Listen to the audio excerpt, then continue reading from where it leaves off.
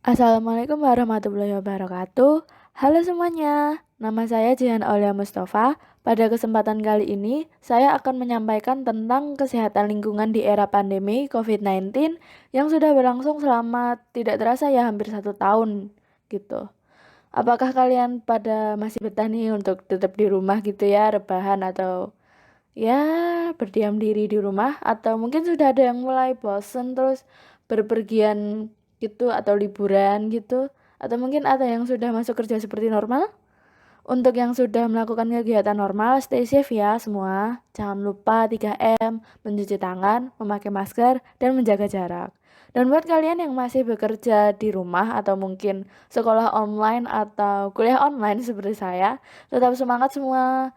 Mungkin memang berat ya, tugas-tugas banyak, materi-materi juga banyak, walaupun ya kadang nggak masuk di kepala gitu.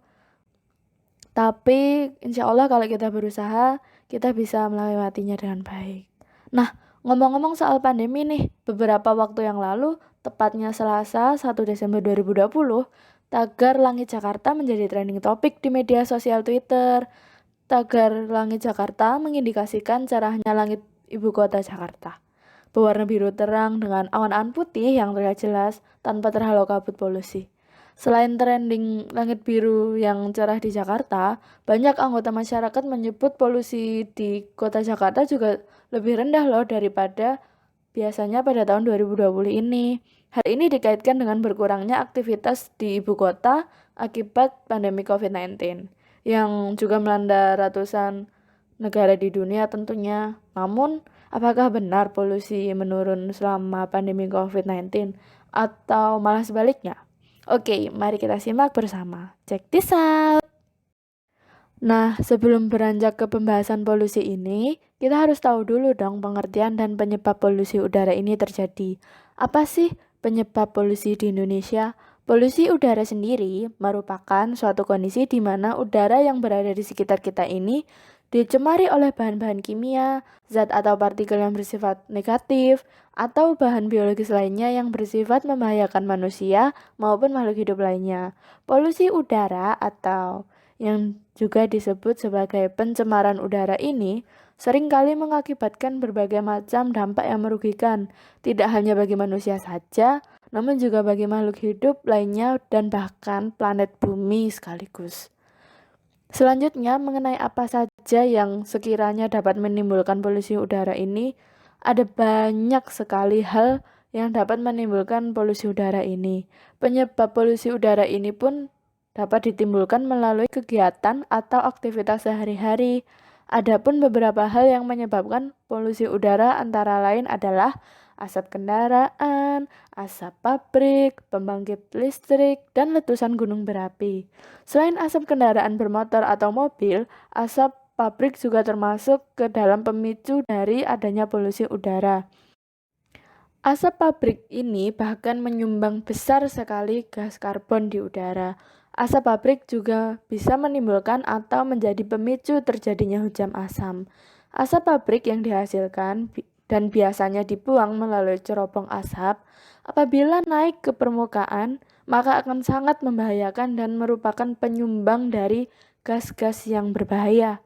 Seperti yang kita ketahui bersama bahwasannya asap yang dibuang tersebut merupakan wujud dari limbah pabrik yang tidak memiliki fungsi sama sekali.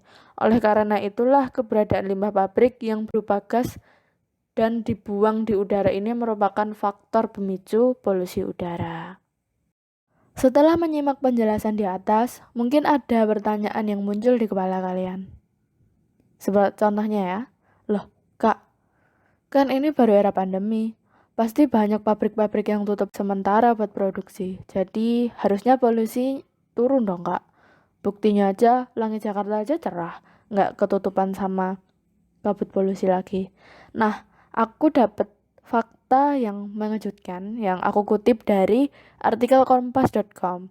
Peneliti dari Divisi Pengendalian Pencemaran dan Kerusakan Lingkungan Indonesian Center of Environmental Law atau ECAL, Bella Natania mengungkapkan, langit biru Jakarta terlihat hanya karena penerapan PSBB, tapi indeks kualitas udara tetap terbilang buruk.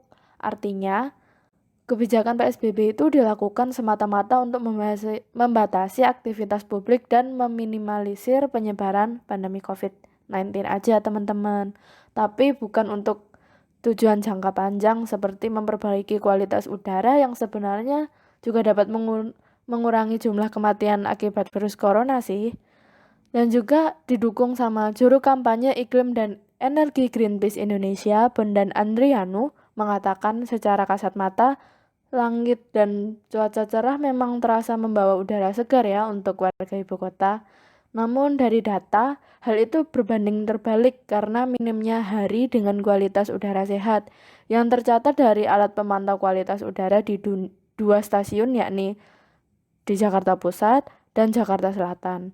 Bahkan Jakarta berada di tingkat kelima untuk ibu kota di dunia dengan kualitas udara terburuk menurut laporan IQ Air yang diluncurkan pada Februari 2020. Untuk diketahui, Badan Meteorologi, Klimatologi, dan Geofisika menjelaskan partikulat PM2.5 adalah partikel udara yang berukuran lebih kecil dari 2,5 mikron dengan nilai ambang batas yang diperolehkan adalah 65 U-gram per meter kubik. Sementara itu, NO2 adalah senyawa kimia yang umumnya digunakan sebagai bahan sintetis untuk pembuatan asam nitrit, dengan kata lain gas berwarna coklat kemerahan yang dipancarkan oleh mesin pembakaran. Jika dilihat lebih lanjut, secara keseluruhan data yang disajikan sepanjang tahun 2020 terlihat bahwa hanya terdapat 11 hari dengan kategori udara sehat yang terdeteksi di dua stasiun pemantauan kualitas udara, ujar Bondan.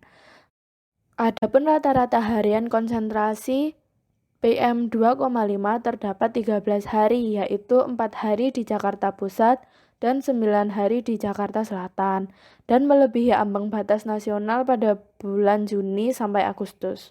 Tentunya ambang batas yang sudah ditetapkan dalam regulasi sudah didasarkan pada dampak kesehatan yang akan terjadi apabila BMUA tersebut terlampaui, jelasnya.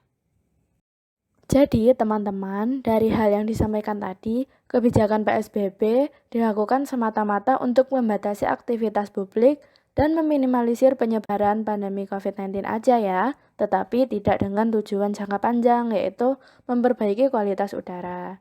Selain itu, kita sebagai generasi muda jangan membiarkan polusi ini semakin parah ya. Harus menjaga lingkungan di sekitar kita tetap sehat walaupun hanya dimulai dengan langkah kecil seperti menanam pohon, agar oksigen dihasilkan lebih banyak. Menjaga lingkungan hidup yang merupakan anugerah yang diberikan oleh Tuhan Yang Maha Esa kepada bangsa ini merupakan perwujudan Pancasila pada sila pertama juga loh. Jadi ini juga sebagai cerminan kita sebagai bangsa Indonesia. Seperti itu teman-teman. Nah, sekian yang dapat saya sampaikan. Terima kasih untuk para pendengar yang sudah mendengarkan podcast ini. Semoga bermanfaat. Stay safe dan jaga kesehatan semua. Saya Jihan Aulia Mustafa, pamit undur diri. Terima kasih. Wassalamualaikum warahmatullahi wabarakatuh. Sampai jumpa di podcast selanjutnya.